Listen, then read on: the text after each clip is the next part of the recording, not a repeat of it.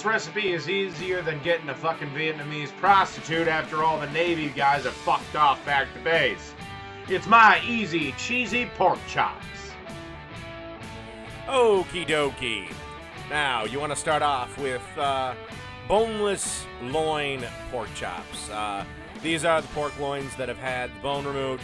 You can do the bone ones, but just for this, I prefer the boneless ones because this can kind of be made into more of a sandwich. You can do whatever you like with this. I'm just giving you the basic rundown of how I do this. Then you want to get some Montreal steak seasoning. McCormick makes a great one. And you want to season these things up. And then we're going to throw these bastards on the grill.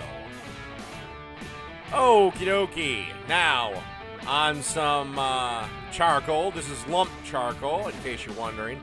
Burns a lot hotter than your briquettes, but you get no ash, and I think it makes things taste a little bit better.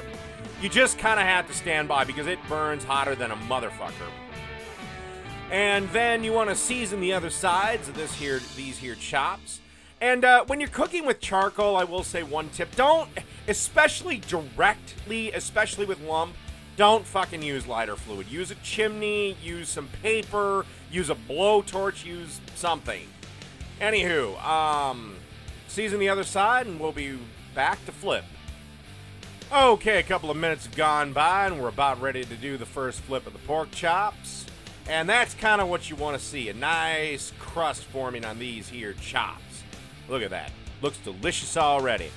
And I'm not going to say how long they're going to take because that's going to depend on your butcher, how thick he cut the chops. Just you want to make sure they are 160, 165 internally. And like I said, keep a meat thermometer out there and stay by this one because these motherfuckers will dry out quicker than shit. So, yeah, well, I'll see everyone back at the final step. Okie dokie. Last step is you want to add some blue cheese on the top of these here pork chops. And don't worry about the food police whining, bitching, and crying about how the cheese is going down in with the charcoal. It'll burn right up. You want to add a good amount of cheese because, as you know, you're going to lose a ton when it starts to melt.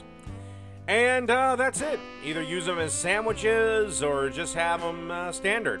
You can have them with potatoes or whatever sides you like. So, that's about it for this episode.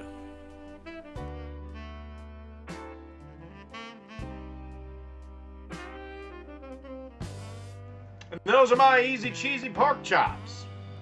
That's it.